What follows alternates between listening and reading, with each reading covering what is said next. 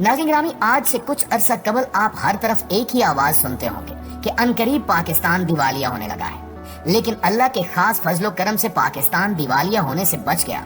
मगर अब ऐसा ही खतरा एक ऐसे मुल्क के सर पर मंडला रहा है जिसे दुनिया का सबसे ताकतवर मुल्क गर्दाना जाता है। जी हाँ, हम सुपर पावर अमेरिका की बात कर रहे हैं, जो दिवालियापन के बिल्कुल करीब पहुंच चुका है और हो सकता है कि जल्द ही हमें अमेरिका तबाह होता नजर आए।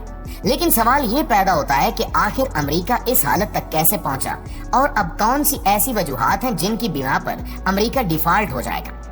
दोस्तों, दूसरे मुल्कों पर मुआशी पाबंदियां लगाकर डॉलर को हथियार के तौर पर इस्तेमाल करने वाला अमेरिका आज खुद शदीद मुआशी बहरान का शिकार है। यहाँ तक कि आलमी मालियाती इदारे IMF ने खदशा जाहिर किया है कि अमेरिका के डिफॉल्ट होने के खतरात बढ़ गए हैं और चंद दिन तक मामलात ऐसे ही चलते रहे तो इसमें कोई दो राय नहीं कि अमेरिका की मईशत क्रैश कर जाएगी। इसके अलावा शरह सूद में इजाफे की वजह से भी अमेरिका के डिफॉल्ट होने के खतरात हैं। मुआशी माहिरीन की जानिब से कर्जों की मुकर्रर हद का न बढ़ना अमेरिका के माली बहरान की वजह करार दिया जा रहा है, जिससे मईशत को नुकसान पहुंचने की सूरत में 83 लाख मुलाजमतों के खत्म होने का अंदेशा है, जो अमेरिका के लिए बहुत बड़ा धचका साबित होगा।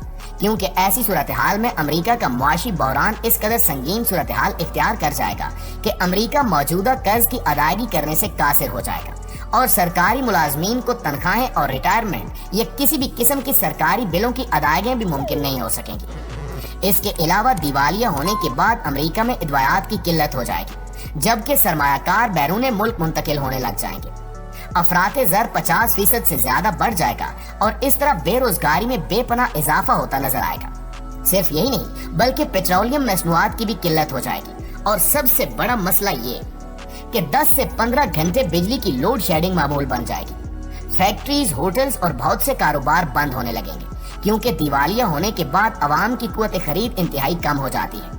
यकीनन आपको याद होगा कि गुज़श्ता साल यानी 2022 में श्रीलंका भी दिवालियापन का शिकार हो गया था और फिर वहां पर आम अफराद की जिंदगी मुकम्मल तौर पर पलट गई थी। दिवालिया होने के बाद उस मुल्क में मुसलसल बेचैनी थी, महंगाई 100% बढ़ चुकी थी, इदवायात नापैद हो चुकी थी और कीमतें 10 गुना बढ़ चुकी थी।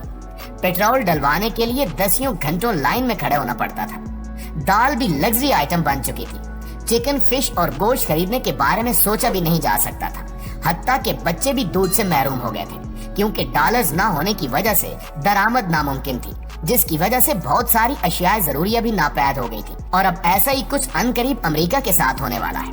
दोस्तों, ये बात बिल्कुल सही है कि अमेरिका की GDP तकरीबन 45 ट्रिलियन डॉलर है और वो अभी भी दुनिया की सबसे बड़ी मईशत है और इसमें भी कोई शुबा नहीं है कि अमेरिकी शहरियों की फी कस आमदनी $25,000 सालाना से ज्यादा है।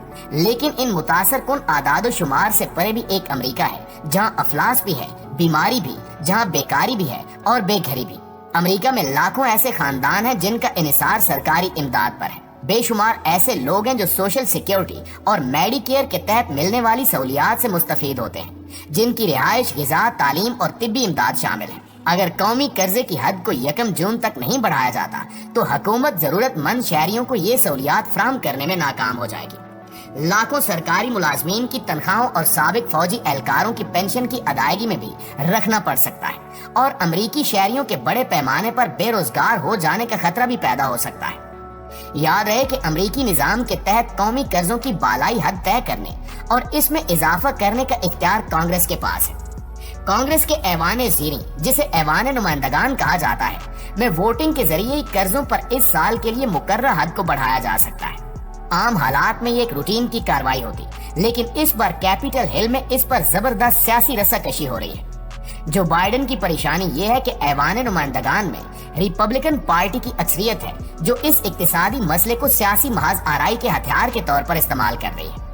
ऐवान नुमाइंदगान के रिपब्लिकन स्पीकर केविन मैकार्थी ने बाइडेन पर वाज़ेह कर दिया है कि जब तक वो वफाकी अखराजात में भारी कटौती के लिए तैयार नहीं होंगे, कर्जों की हद नहीं बढ़ाई जाएगी। लेकिन व्हाइट हाउस कांग्रेस की शर्तें मानने के लिए तैयार नहीं है, इसलिए मामला खतरनाक होता जा रहा है। दोस्तों, सिर्फ यही नहीं बल्कि कैम्ब्रिज यूनिवर्सिटी में क्वींस कॉलेज के सदर और माहिर इक्तिसादी अमूर मोहम्मद अल एरीन का कहना है कि दिवालियापन शायद अमरीकी कसाद बाजारी का सिर्फ नुक्ता आगाज हो, जिसके अमेरिका के आम तिजारती शराकतदार यानी बरतानिया समेत दुनिया भर पर बड़े गहरे असरात मुरतब होंगे। ان کا کہنا ہے کہ امریکہ عالمی سطح پر سب سے بڑا تجارتی شراکت دار ہے، اس صورت میں یہ دنیا بھر سے کم چیزیں خریدے گا۔ بعض ماہرین اقتصادیات کا کہنا ہے کہ امریکہ میں کساد بازاری دنیا کی دیگر معیشت کو بھی سست کر دے گی۔ مثال کے طور پر سائمن فرینچ کا کہنا ہے کہ امریکہ کا دیوالیہ ہونا نہ صرف تجارت کو نقصان پہنچائے گا بلکہ برطانیہ جیسے ملک میں بھی رہن سہن کی شرح سود میں مزید اضافہ کر دے گا، اور اس سے برطانیہ میں بے روزگاری میں بھی اضافہ ہو سکتا ہے اور یہ کافی تباہ کن ہوگا۔ عالمی سطح پر ڈالر زر مبادلہ کے ذخائر کے طور پر استعمال ہوتے ہیں، یعنی اس کا مطلب ہے کہ خوردنی تیل، پیٹرول اور اناج خریدنے کے لیے اس کا استعمال کیا جاتا ہے۔ اگر امریکی حکومت دیوالیہ ہوتی ہے تو ڈالر کی قدر میں تیزی سے کمی آئے گی۔ سائمن فرینچ کہتے ہیں کہ یہ خبر امریکہ سے باہر کی دنیا کے لیے تو اچھی معلوم ہوتی ہے، لیکن سرمایہ داروں کو ان اشیاء کی قیمتوں کا مقامی سطح پر تعین کرنے میں مشکل ہوگی۔ وہ کہتے ہیں کہ امریکہ کے دیوالیہ ہونے سے سرمایہ داروں میں افراتفری پھیل جائے گی اور وہ سوچیں گے کہ کیا اب اگلی باری جاپان کی ہے یا برطانیہ کی یا جرمنی کی۔ ان کے علاوہ اب اور کون سا ملک دیوالیہ ہو سکتا ہے؟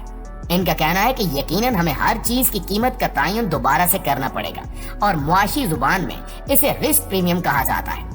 آپ رسک پریمیم کو موجودہ قیمت میں شامل کرتے ہیں اور اس وجہ سے بریڈ اور دیگر اشیاء مزید مہنگی ہو جاتی ہیں۔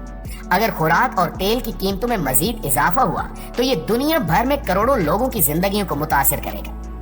ناظرین گرامی، آپ کو بتاتے چلیں کہ اس سے پہلے 1840 میں بھی امریکی معیشت دیوالیہ ہو چکی ہے۔ اس وقت امریکہ کی 26 میں سے 19 ریاستوں نے اپنے قرضوں پر ڈیفالٹ کا اعلان کیا تھا۔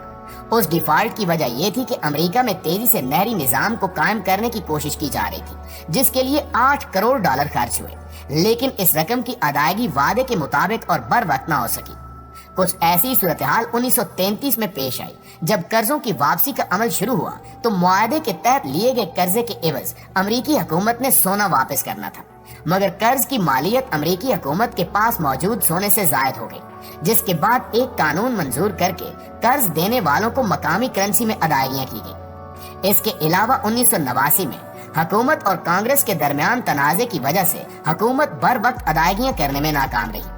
اسی طرح سال 2013 میں امریکی حکومت اور کانگریس کے درمیان زیادہ سے زیادہ قرض کی حد کے معاملے پر ڈیڈ لاک پیدا ہوا، اور کانگریس کی جانب سے قرض کی حد نہ بڑھائے جانے کی وجہ سے امریکی حکومت کئی ادائیگیوں کو بر وقت نہ کر سکی۔ مگر چونکہ امریکی حکومت کی کرنسی ڈالر ہے جو دنیا کی ریزرو کرنسی ہے، تو اس وجہ سے امریکہ کو دیگر ملکوں کی طرح ڈیفالٹ کا سامنا نہیں ہوا۔ اگر امریکہ بھی اپنے مالیاتی نظم و نسق کو بہتر بنا لے تو وہ بھی بآسانی مستقبل میں ڈیفالٹ جیسی صورتحال سے بچ سکتا ہے۔ جی تو معزز دوستو، یہ تھی ہماری آج کی ویڈیو۔ اس حوالے سے آپ دوستوں کی رائے کیا کہتی ہے کمنٹ کر کے ہمارے ساتھ شیئر ضرور کیجیے گا۔ انشاءاللہ آپ سے ملاقات ہوتی ہے اگلی ویڈیو میں، تب تک اپنا خیال رکھیے۔